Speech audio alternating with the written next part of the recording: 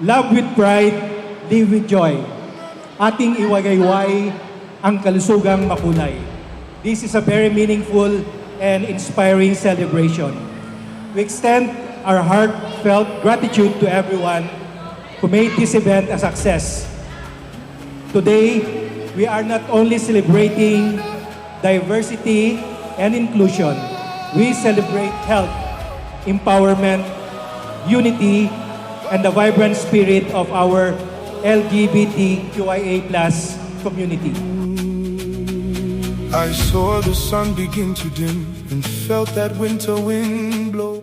Ang tunay na diwa ng Pride ay hindi lamang tungkol sa pagwawagayway ng makukulay na bandila. Ito ay tungkol sa paglikha ng isang lipunang walang takot.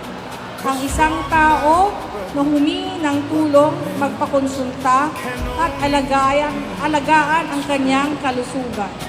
It is our distinct pleasure to extend our warmest welcome to all of our distinguished guests, faculty members, staff, alumni, partners, and visitors from different agencies.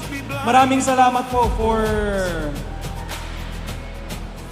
pagpili, for choosing Dean Sumidlaw Union Campus as your host for this event. No? Maraming salamat po sa DOH-CHD.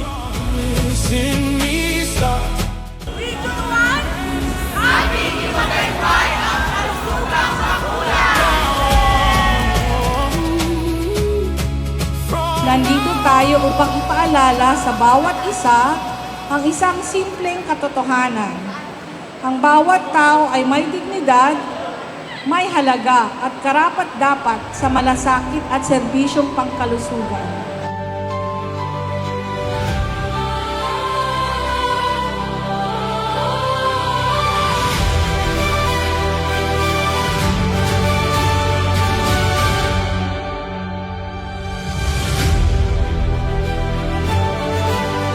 Ang kalusugan ay isang pangunahing karapatan na dapat maranasan ng lahat ng may paggalang, pagtanggap at walang diskriminasyon.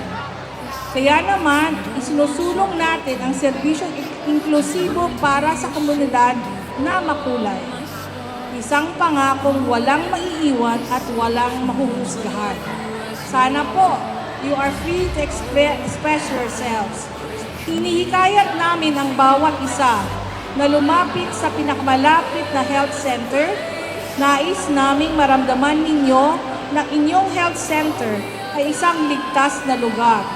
Isang espasyong bukas ang pinto para sa lahat, anuman ang inyong sexual orientation, gender identity and expression, at sex characteristics. I am brave, I am bruised, I am who I'm meant to be. This is me, look out, 'cause here I come. And I'm marching on to the beat I drum. I'm not scared to be seen, I make no apologies. This is me.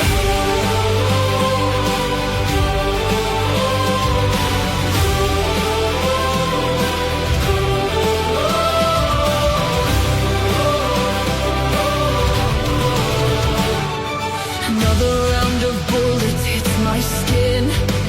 We'll fire away, 'cause today I won't let the shame sink in. We are bursting through the barricades and reaching for the sun. A philosopher once believed that all colors came from just black and white. But the more we learned, the more colors we discovered. And the more we discovered, the more we realized how beautifully diverse our world truly is. Perhaps the same can be said about people. The more we listen, the more we understand. And the more we understand, the more we appreciate the richness of human experience.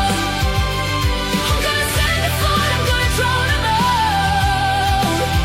I am brave, I am bruised, I am who I'm meant to be. This is me. Because the world was never just black and white. It was always a spectrum. We simply learned to see more of it. At gaya ng bawat kulay na may sariling ganda, bawat tao rin ay may sariling dignidad. Maaaring magkakaiba tayo ng identidad, ng ekspresyon o ng karanasan sa buhay. Ngunit pare-pareho tayong karapat-dapat sa paggalang, pagmamahal at pantay na oportunidad. This is me.